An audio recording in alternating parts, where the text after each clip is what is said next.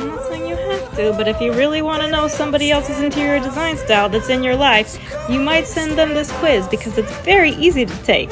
My son is a 300-pound football player, and this is the results that he got on my interior design decorating quiz. And my petite, I would say highly feminine sister-in-law got this as her result, and she absolutely loves it. 14% of people who've taken the quiz so far got this as their result.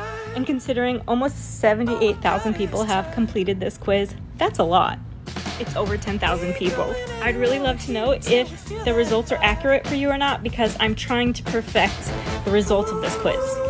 Like if you get type 17 as your result and it comes up with rustic and you're not vibing with it, I need you to let me know because I'm not sure I got that one right.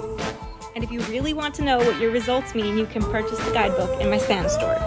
Or follow my page because I'm making a lot more videos like this. And I'm completely surprised. I would not have expected her to get this.